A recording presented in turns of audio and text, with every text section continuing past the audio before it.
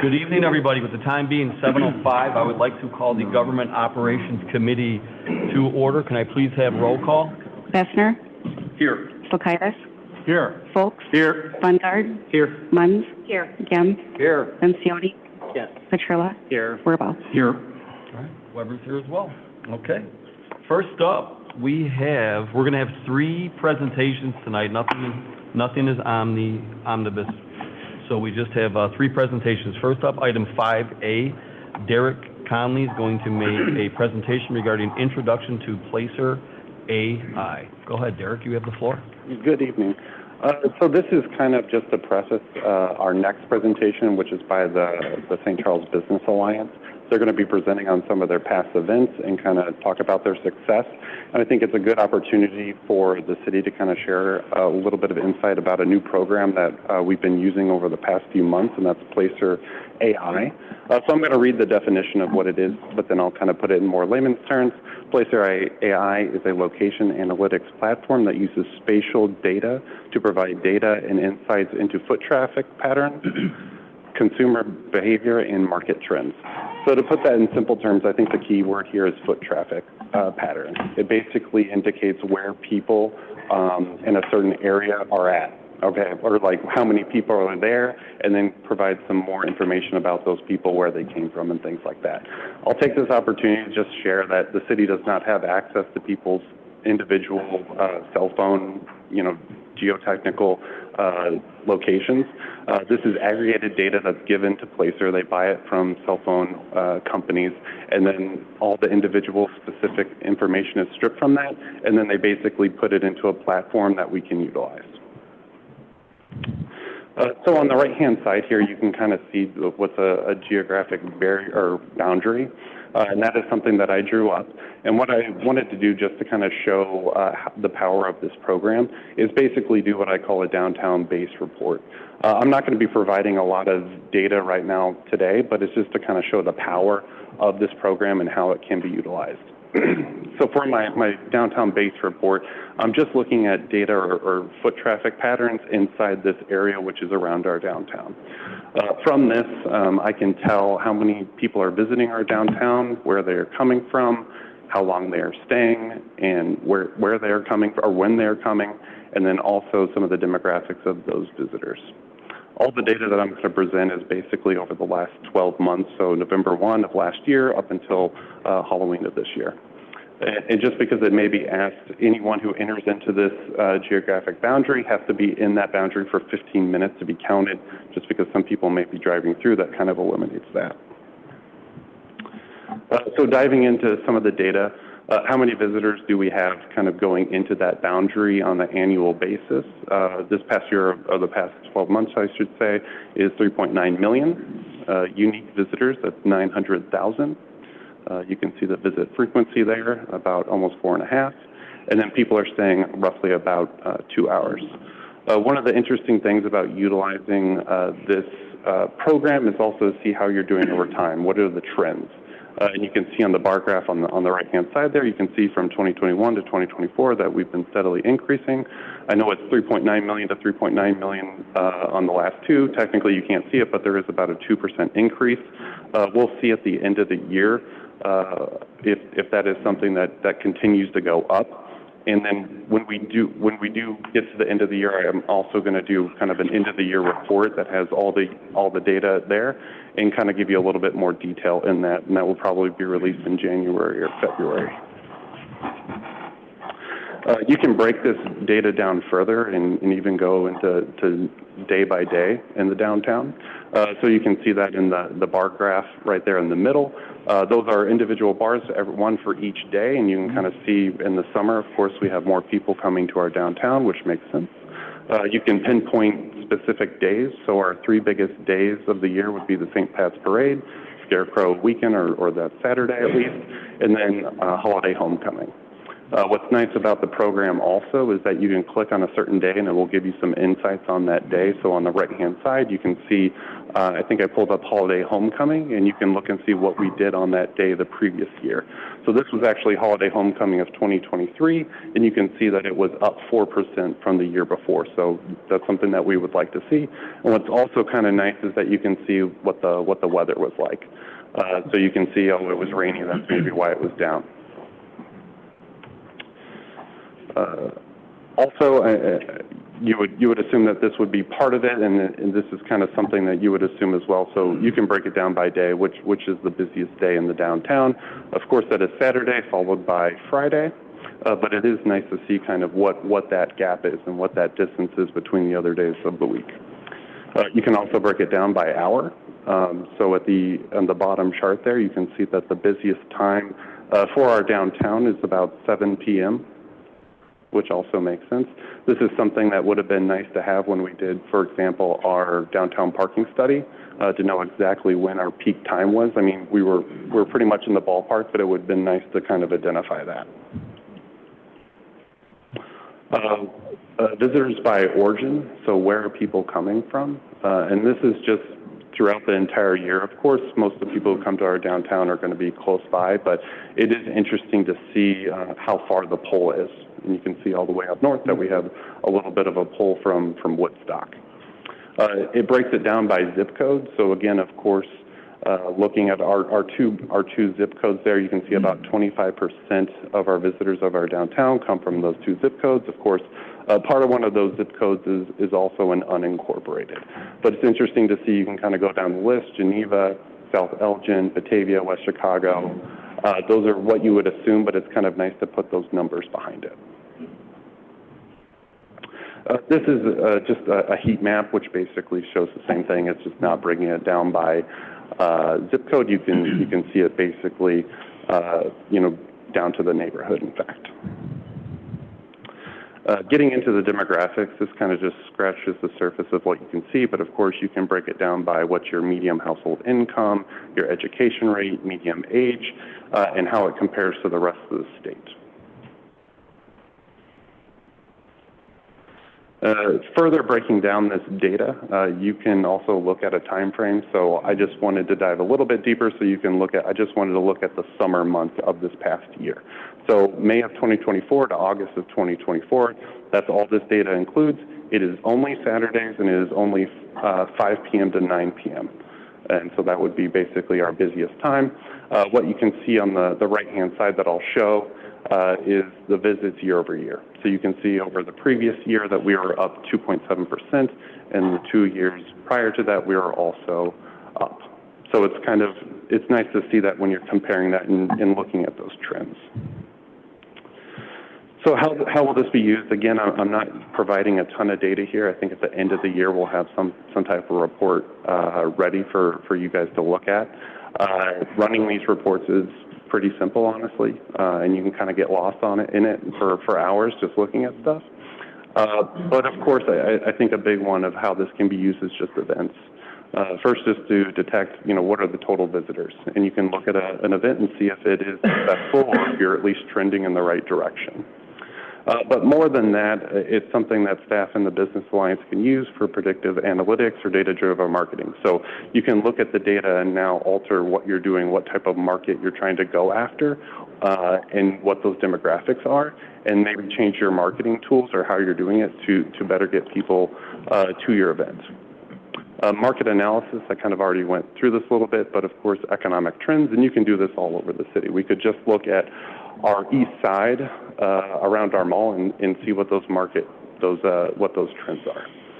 You can also identify leakage. So this would be, what are people who live in St. Charles, what are they leaving our community to go get? So for example, I could look up the Chick-fil-A in Batavia and see how many people are going to that Chick-fil-A in Batavia, and that may be an indicator that if a lot of people are, that maybe we should get a Chick-fil-A, which we have one now, so which is great.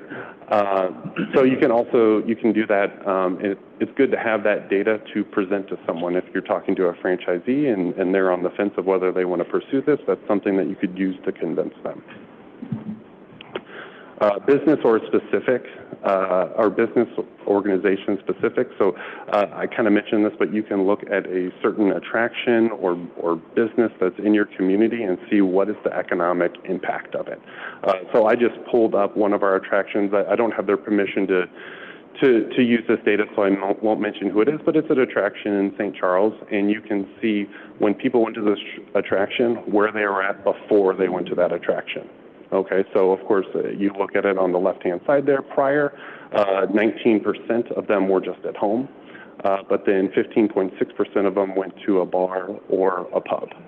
At the bottom there, 8.5% went to fast food establishment beforehand. You do see car shops and service in there. I do want to just clarify because that seems odd. That is actually a parking deck. So we have these little POIs for our parking deck. So that just means someone was in our parking deck right before they went to the attraction. And then it can also detect afterwards where they went. So you can see this is something that someone went to. And then they immediately went home. A lot of them did, 48%. But then some of them did go to bars or get food afterwards. So very interesting. You can kind of see what the economic impact is. You know, when you have an attraction, you want people to come in, but you want them to stay a while, shop, and spend some of their money. So for that is the end of my presentation. I can take any questions now. Any questions? Go ahead, David. So, Derek, do you foresee, so we would be the sole owner of this data. Do we plan on selling it or using it other than just internal use? I think the idea right now is just to use it internally. There is no restriction on sharing this data, so we could potentially share it to businesses, but want to be careful about that just because that could be very, very time consuming, even though this is a pretty easy program to use. You know, if we're just doing all those reports, we kind of have to have a policy of when and how we would use it. Any other questions? Go ahead, Bob. Yeah, so with that, obviously the data is very sensitive, but seeing it from the economic or community development being a handy tool to kind of talk to people that might be saying, well, what's the attraction of St. Charles to come there? Mm-hmm. So would this kind of be used as just kind of generic data to say we had 3.9 visitors in the last year? If you're looking to come here, maybe that would help raise the awareness? Absolutely. I think it's becoming more and more of a data-driven world, and some people are going to want to see those numbers, and especially when you can compare yourself to other communities or regions. Great. Thank you, Derek, for doing that. Go ahead, Jamie. So you mentioned that, this is great, by the way. You mentioned that you used the comparison of Chick-fil-A in Batavia to St. Charles, where people might be leaving to go there. Are there other communities that are using this where we do have the ability to make those kind of comparisons, or like how far can we tell where people are leaving to go to, I suppose? Anywhere in the United States. So we know where they're going once they leave? Yes. Oh. So, and I have access to that. It's not like I only have the data for St. Charles. I can look at other places. And can we capitalize on that in a way where we partner with other communities to share that type of data, or would we do such a thing? Is there a reason we would do that? It would be our competitive advantage that we have that data and we use it ourselves. But I do know that Batavia, for example, they found out that we were utilizing this and they were interested in it, and I did give them just a little tutorial about it. Okay, thank you. So, and I should mention one other thing that I think will be interesting. When we did the Whole Foods at the former Blue Goose building, there was a lot of talk about that's a destination grocery store. It's going to bring in people from far away. Well, now we actually kind of get to test that theory. When Whole Foods opens, we'll be able to tell how far people are away are coming to shop at the Whole Foods. Oh, sorry, one more. Would we be able to share this information with other agencies like the Park District or the library to help them with some of their programming or with intergovernmental cooperation? Yeah, we'd probably want to have some type of policy about that, but I mean, if it's bettering the community, I don't see why not. Thank you. Go ahead, Ryan. What other municipalities are using something like this? They did give us a list, but I would not say anywhere close to a majority of them. They threw out a couple in Chicagoland, I would probably say. I mean, they gave us an example of maybe like 3 of them in Chicagoland. Okay. Go ahead, Paul. How much is that? What does it cost? What's an annual subscription? So an annual subscription is $20,000, and we split that with the Business Alliance because this is something that's important to them, and they're going to be able to use it. We split it 50-50. Go ahead, David. Yeah, to kind of dovetailing with what Jamie mentioned, so I would agree with you too. I mean, as we get further, you're using it, I would recommend that we talk about a policy for usage. And you just said that it costs us money as well. So, in fairness to both the city and the Business Alliance, if we had a policy in terms of information sharing, it's probably the best thing. Because not that I don't want to help others, but we paid for it. So, so. Thank you very much. Derek, I do know that a lot of businesses use very similar data AI for their businesses for marketing. So it's a great tool. The business I'm a part of, we use this as well. So it's really good to dig into the metrics to really see how things really flow. Sometimes a lot of people make a lot of assumptions, but this removes a lot of the guessing out of it, especially from a marketing perspective. So I'm glad that we have this. Thank you very much, Derek. Next up, we have a presentation from Jenna Sawicki in regards to the St. Charles Business Alliance Scarecrow 2024 Scarecrow Weekend Overview. Go ahead, Jenna. Hi. Hello, good evening. I'm here today to share some recent successes from the Scarecrow Weekend. Also review attendance insights from Placer, which Derek just went over, and then also gather some feedback on our programming with you guys. So this slide shows the main highlights from this year's event. We had great weather, along with our marketing efforts, helped make St. Charles the ideal setting, welcoming 82,000 attendees over 3 days, as recorded by Placer. We worked with 40 businesses to offer food and specials, drawing people into our local shops and driving economic activity downtown. First Street Plaza was lively with bands, character visits from the library, balloon artists, fall photo ops, creating a festive, family-friendly atmosphere. And in Lincoln Park, we hosted performances, kids' activities, and local food vendors, making it a hub of activities and community enjoyment. I do want to highlight the winners from this year's contest. Again, we had a record amount of scarecrows, and creativity and talent this year was very exciting. So on this side, you will see the top 3 winners from our business category. And on this slide, you will see our winners from our individual category. And our mechanical and mega category. And last, certainly not least, is our clubs, nonprofit, and schools category. Our marketing efforts play a huge role in drawing people in, as well as attracting sponsorship. High-quality branding for St. Charles reinforces events' appeal, supporting the community's long-term image as a prime destination. Just to pull out a few highlights, we reached over 131,000 people on social media. Our Travel St. Charles app had 226 downloads, and we had more people vote for the Scarecrows via the app and in person than ever. Following each event, we gather feedback from businesses and monitor social media responses. This year's feedback was overwhelmingly positive, reflecting our successful shift towards a community-centered and impactful event. Here are a few examples, and I'll just pull out 2. This one's from Vintage 53. It says, "I can say with confidence that I had never seen First Street as busy as it was this past weekend. Sales were up over 45% from the week before, and even more from the week before that. It was our second busiest Saturday of the year." And then the other one I wanted to read was Whiskey Ben was up 45% over last year. We had a great weekend, and the office was up 55% over last year. Very happy. So we're going to go a little into Placer to build on Derek's earlier points. Here's additional data from Placer AI, and the map in front of you is geared to the footprint of Scarecrow. Again, we had 82,000 visitors that weekend. 20,200 visits were to the First Street and to the plaza. We had an average day of 126 minutes. Our busiest hour was at 2 p.m., and our busiest day was Saturday, October 12th. On this slide, the data here reveals where our visitors came from. providing valuable insights and to guide targeted marketing strategies and to help us expand our reach. You can also even see where they're coming from and the routes that they took to get here. This slide illustrates the impact of our events on downtown activity. Our events consistently drive the biggest spikes in foot traffic, benefiting local businesses and enhancing economic vitality.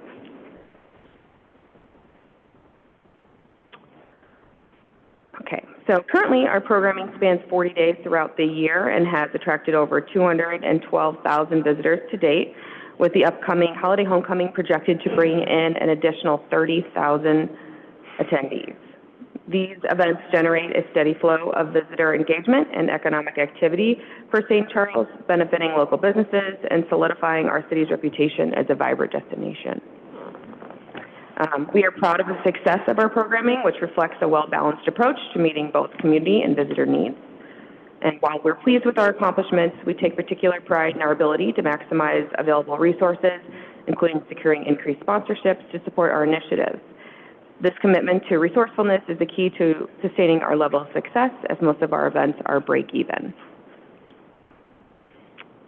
These photos capture the spirit of our events, with First Street Plaza serving as a beautiful, vibrant backdrop for both locals and visitors. The plaza has greatly enhanced our brand and provided a strong sense of place unique to St. Charles. As always, the Alliance mission is to drive economic growth, making St. Charles a destination where people, businesses, and tourism thrive. We're committed to aligning all programming with this mission to keep enhancing the appeal of St. Charles. As we approach budgeting planning, we'd love your input on our programming. With the positive impact and economic activity generated by our events, do you feel that the current level of programming is meeting expectations, or are there adjustments you believe could be beneficial? Your feedback will help us evaluate what's feasible within our budget and also better understand the costs associated with any new idea. Thank you. Thank you. Questions? Go ahead, Mark. Yeah, Jenna, thank you. You guys do a wonderful job every year with your programs, but I have a couple. How are hotels favoring that on these bigger weekends, whether it be Parade Weekend, Scarecrow Weekend? Do you have any of that data as to how they're doing? A lot of that is anecdotal that we get back from the hotels, and we have a lot of very positive, especially with the parades and Fine Art Show, our two ones. We also get a lot of positive feedback from the Q Center, which doesn't necessarily bring in a hotel stays for that particular event, but they do send, when people are visiting, they'll send people down to that event, and they get a lot of positive feedback in that way. With the amount of people coming in, is there, and you're seeing the revenue streams that are generated from different businesses, like you say, like 30,000 people come in, is there a percentage that you know of money spent per person that are coming in? Is there anything that we can look at? There are formulas that we can use. Okay. That are like the state certified CVBs use certain formulas that can say like if there's one person is spending X amount of like $75 per event, we can certainly do that for you. In the past, I don't know how well it was accepted, and Sure. it could be one person might spend $200 and one person might spend $5. So that's why we depend heavily on the anecdotal feedback that we get from the businesses telling us, up 45%, 55%. That's just the sales and liquor tax, which is Yeah. And the last one I have here is you talked about this is a lot of work for everybody to just be breaking even. So I guess the main question is what can be done to show some type of profit? I don't know if that's a fair question to ask, where you're like, you said in your presentation, we're basically breaking even. There's a lot of resources that go into this to break even, so I'm wondering what we can do in the future. I don't have that answer yet, but I'm wondering if that's a thought, like what could something done to show that this is profitable, not only to this and this, but to you guys, the city, and that we could throw that then back at you to help you guys be more successul. Well, and our mission as a nonprofit is to serve the businesses and to draw in revenues into our businesses. So we are hitting our mission by making them profitable. Okay. Thank you. Mm-hmm. Any other questions or comments? Great job, Jenna. Thank you. Go ahead, Jamie. This is a great presentation. I wanted to go back a couple of slides where you have the comments from businesses and residents and just highlight, I like that you brought up the comments from the businesses. I did want to mention that there are great comments from residents too, and you've done a wonderful job of kind of turning around some of the attitudes in the community, and I noticed you didn't highlight those, and I want to make sure that those are also highlighted, because I unfortunately wasn't able to be here. I had to take my son to college, or go for a college visit during that time, so I didn't get to see it myself, but I did get a lot of feedback from some of the residents in my area, and people had very similar things to say. They really liked all the different things that they had to do. They thought things were spread out very nicely. It was really easy to find things. So I think that these are really good things to highlight too, because I like that this is a community event that really does benefit the businesses. So it's a really nice, community give back. So thank you. Great. Thank you so much, John. Thank you, John. Appreciate all the hard work. Yes. Next up, we have item 5C. Heather McGuire is going to make a presentation regarding the St. Charles Arts Council. And I'm actually just going to be doing the introduction here. The St. Charles Arts Council is here to present on some of their programming that they've completed in the last year, some of the events that they are looking forward to do in the upcoming year. So with that, I will introduce Kathy Hill and Sue McDowell from the Arts Council.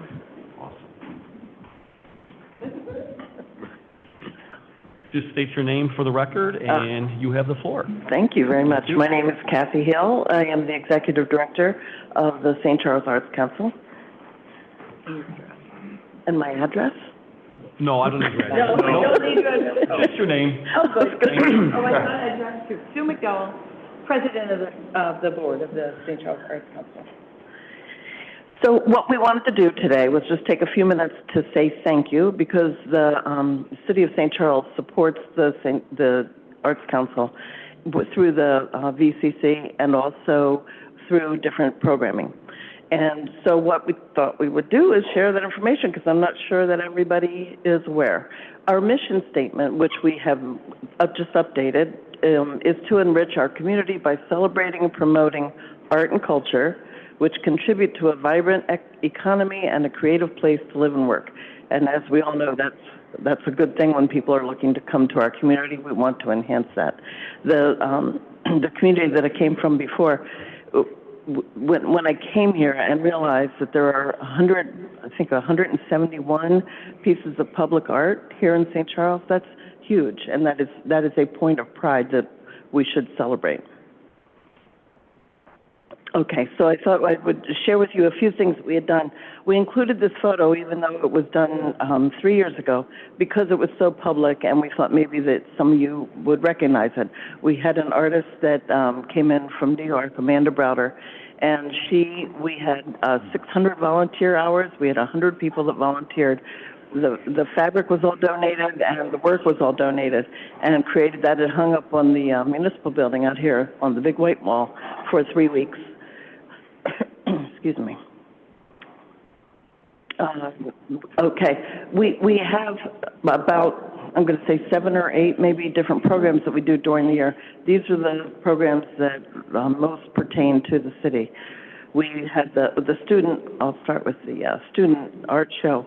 This has been just huge. The first year that I've been at the job 5 years, and I think the first year we had 70 students. This year we had 145 students that submitted artwork. Well, actually, we did include all 145. They submitted more than that, but we only could take one from each student just for placement for the wall space. And then the reception, you can imagine. These kids are so proud, and they stand in front of their artwork, and their mom and their dad and their aunt or uncle come. It's one of my favorite things that we do. It's been lovely. And there again, we're sponsored. We've gone out and looked for sponsors in the Kiwanis of St. Charles, and also Becky Blaine. Maybe many of you know her. She was an art teacher here for, I think, 30-some years. So that's been wonderful. The receptions have been great.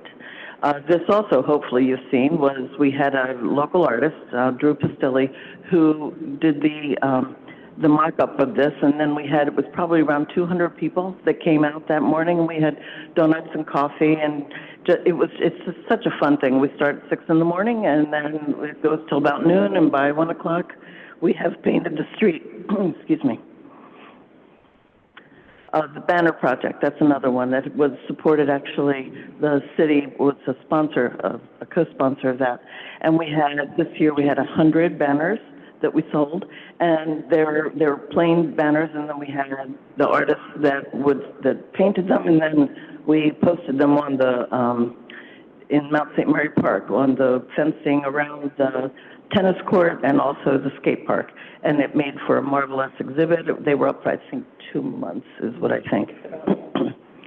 Yeah. Big hit at the park. Yeah, it was huge. It was a great exhibit. Okay, plein air. This was our signature program this year. We were trying to do something that would, again, draw people into St. Charles.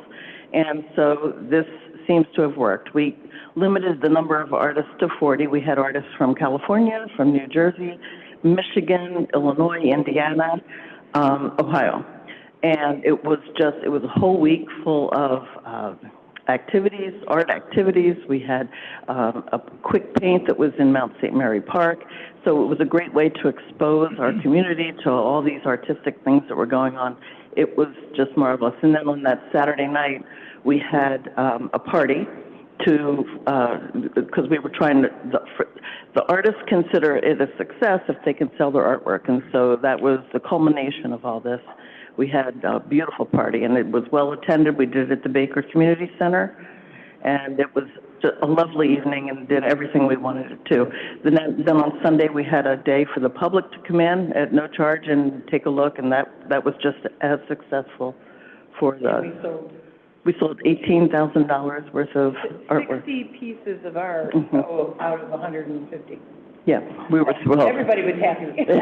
The artists were happy, we were happy, the community was happy. The artwork was of our community, which was so cool and beautiful. I know some of you saw it, but it was really cool to see our local places and parks and whatnot, come to life in these things. It was lovely. And then here are just some of the winners. I thought you might be interested in seeing the paintings that won. Okay, this is, the Americans for the Arts has a formula that, like you were just asking about, for the amount of money that people spend when they are attending an art or a cultural event. Their calculation is $47.50 for people that come from outside of our county, and $31.47 for people who live in the county. We serviced about 7,641 people through our programs last year, which comes out to an income, which we're using that formula, would be $282,108. So we were very pleased with that. We're happy with the numbers, and they keep growing each year because our reputation keeps growing. And I thought, just for your information, I just went on the internet and Googled what different communities around us do. Some of these I've experienced, but not all. And there again, I thought it was very interesting. The thing that stuck out in my mind was Elgin has a budget of $3,918,250 towards the arts. How about that? That's gambling, folks. So, but it's good information to know what's going on around us. It really is. We feel like St. Charles is really kind of the hub, leading the arts and entertainment initiative, if you will. We've been doing it for a long time, and I just feel like with everybody's support, it just keeps getting stronger and stronger. It has been. And the numbers, the financial numbers that I gave you is just for our programming. That's not including the Arcata, not including the preservation partners. That's just from the programs that we do. I thought it was substantial. So we just wanted to thank you because you've been supportive, and we appreciate it. It is what allows us to keep going and to be successful. Any questions? Well, thank you so much. Is any questions or comments? Do not see any. Thank you so much, Kathy. Thank you for your presentation. We all love the arts, and you guys are doing a great job. Thank you very much. Thank you. Thank you. Thank you. Thanks.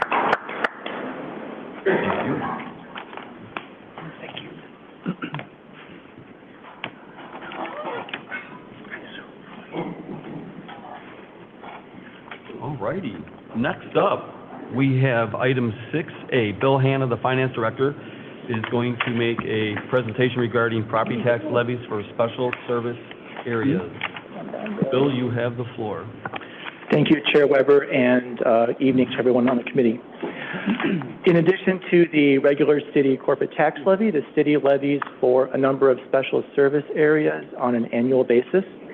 As a reminder, special service areas are small geographic areas within the city that the city levies a property tax against in order for that specific area to receive certain services, such as the special service area 1A and 1B, related to downtown alliance partial funding, as well as parking facility maintenance, and a number of other SSAs within the community for landscaping and common area maintenance as well. This year, in reviewing the SSAs with other staff in the city, we are recommending that the special service area tax levies for 2024 remain the same as 2023. There were no significant increases in any of the special service areas that required a recommendation to increase that funding for this levy year. And if recommended, the special service area levies would be approved separately via ordinance at the upcoming December 2nd City Council meeting. So that's my brief overview of the SSA levy discussion for this year, and happy to take any questions. Is there any questions? Go ahead, Jamie. I just had one question about the parking SSA. I know that there were some conversations about the large expense that we didn't expect for the quote for the parking garage counters, and I was curious if that was something that we had looked at for potentially maybe building into the cost for the SSAs. That's not something we have looked at specifically with this upcoming tax levy cycle. There is a maximum rate associated with that SSA, so the amount that's being generated right now pays for maintenance and other sort of repair type costs associated with those facilities. I'm not even sure if we would have the ability to fund that with this special service area. Okay, thank you. Welcome. Any other questions? Go ahead, Brian. Thanks for your presentation. I just, when we do our budget workshop in January, I'd like to go more into detail on where the funding is going for the downtown parking maintenance. So I don't need any answers tonight. I just want to make sure for the workshop we understand where those dollars are going. Thank you. All right. With no more questions, I'm looking for a motion and a second. Moved by Bongard, seconded by Gem. Roll call, please. Bessner? Yes. Kulkaitis? Yes. Folks? Yes. Bungard? Yes. Munns? Yes. Gem? Yes. Lencioni? Yes. Petrella? Yes. Burball? Yes. All right, great. That motion carries. Thank you very much. Next up, we have item 7A. Larry Gunnarsson, the IS Director, is going to make a presentation regarding MHC Software Holdings. Go ahead, Larry. Thank you, Chairman Weber. The recommendation I have before the committee tonight is for software and cloud hosting services for MHC Software. MHC Software is used by the city to create all of our financial, tax, and payroll-related documents. So things such as accounts payable checks, W-2 forms, 1099 forms, accounts receivable invoices, and those sort of documents.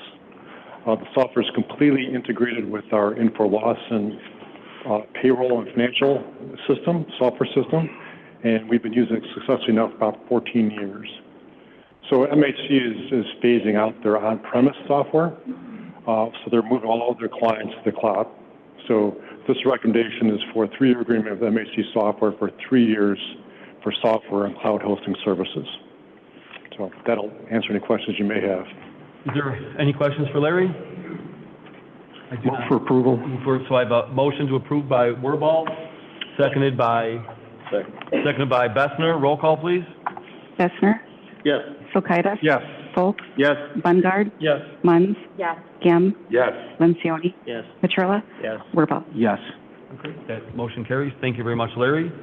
Next up, we have item 8A. Deputy Chief Cavallo is going to make a presentation regarding unmanned aircraft.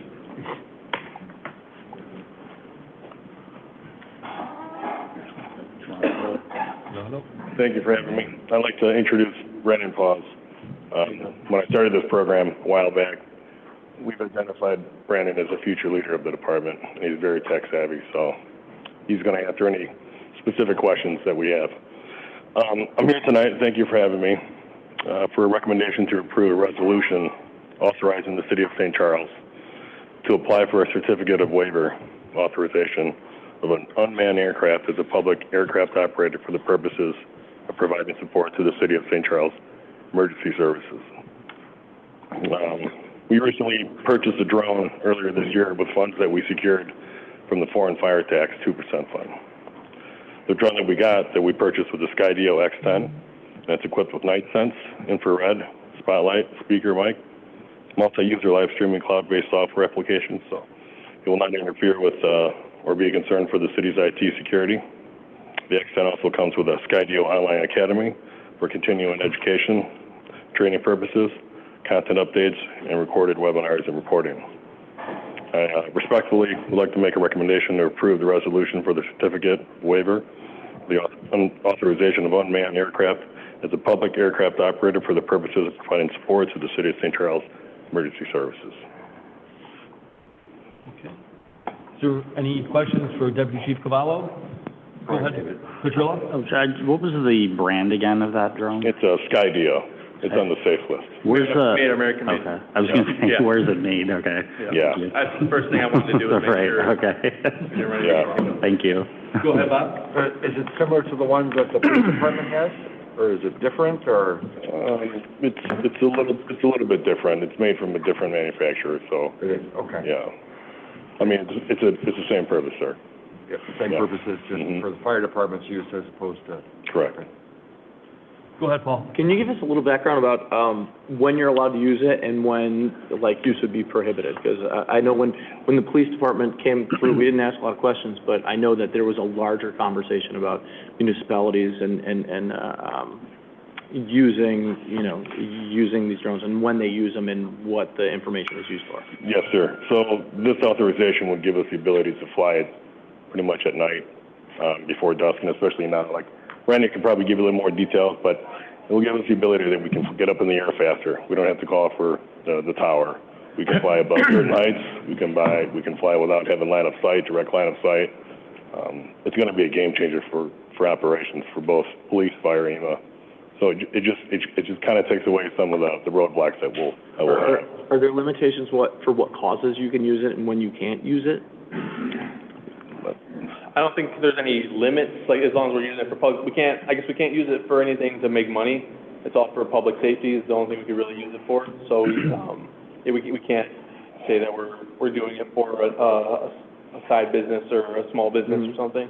We have to use it specifically for city purposes. In some of the things that I've read, there were in other places, people had brought up concerns like, are you taking a look at citizens looking for, hazards, or are you only responding to events that came forward? But, I mean, it's just on your judgment. There's not a rule set like that in place. No, it would be strictly for emergency operations. Yeah. And how we define that. Okay. Yes. Yes, sir. Go ahead, Brandon. Brandon, what's the life cycle of the X10? How long does it last? Are you talking about battery life? Or no, I mean, like, full life cycle? Yeah, how many years are you using? I'm hoping to get at least 10 years out of it and kind of go from there. Technology is always going to be improving, so I want to be able to have the best things to help protect everybody, but they are expensive, so I want to make sure that we're being cost effective with it as well. Yeah. I'm good. So, go ahead, so in the resolution, it mentions, for this, we have to submit a declaration letter. Obviously, you're up on all of the ordinances, kind of to Paul's question, because I think the state of Illinois passed some laws recently, or I could be wrong, but if you'll be monitoring that and making sure, obviously. Okay. Yeah. Yes, of course. Any other questions? No? Move for approval. Second. Motion by Warbaugh, seconded by Kim. Roll call, please. Bessner? Yes. Fokitis? Yes. Foltz? Yes. Bungard? Yes. Munns? Yes. Kim? Yes. Benzioni? Yes. Petrilla? Yes. Wirball? Yes. That motion carries. Thank you very much, gentlemen. Thank you very much. Thank you. Next up, anyone here for public comment? Seeing none, we have, you had public comment? Go ahead. Step up and state your name, please. Hi there. My name is Michael Nelson, and I wanted to just share a reaction to one of the one of the presentations made today, about the Placer AI platform and program. I wanted to share that I see a lot of value in a data-driven and data-aware approach to the city government and how actions are taken here. I did want to share that it truly seems like a highly disturbing, slippery slope to participate in. And it might just be a gut reaction to the technology itself, but it seems like a slope of information awareness and panopticon that just seems highly disturbing as a resident here. So I just wanted to share some amount of pushback there as this is being addressed. Thank you for your time. Thank you, Michael. Thank you. Noted. All righty. Seeing no more public comment, is there any items from mayor, council, or staff? Not seeing any. There's no reason for executive session tonight, so I'm looking for a motion and a second to adjourn. Moved by Lencioni, seconded by Petrillo. All those in favor of adjourning, say aye. Aye. Those opposed, say nay. Okay, the ayes have it. This meeting is adjourned. Thank you very much.